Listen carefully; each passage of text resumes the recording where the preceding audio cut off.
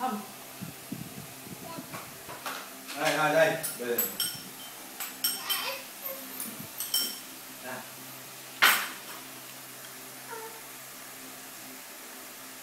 Ôi dồi.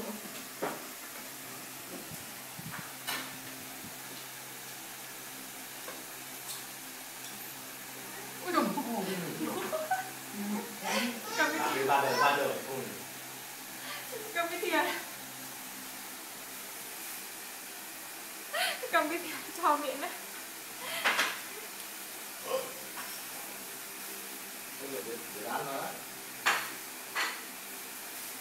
Thôi kết thúc những cuộc chơi phiêu lưu.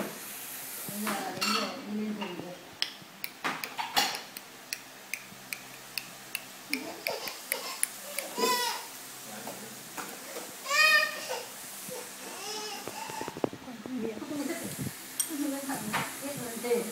Ôi ôi ôi.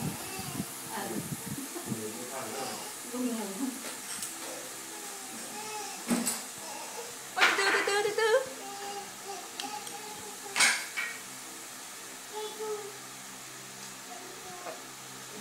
Sao sướng?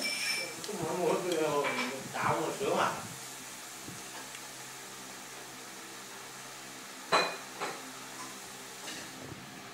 Sướng quá. Ngon quá.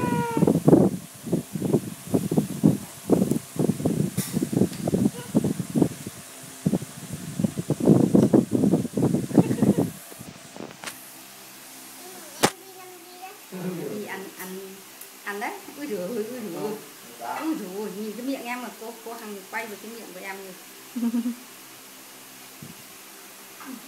Đây cả người xem phản ứng. Này này. Ui giời.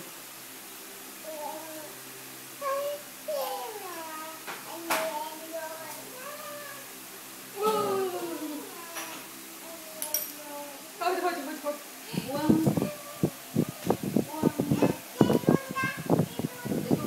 Thôi, ăn thế thôi. Ăn thế thôi nhé, mẹ ăn thế thôi nhé. Lau miệng người ta làm gì?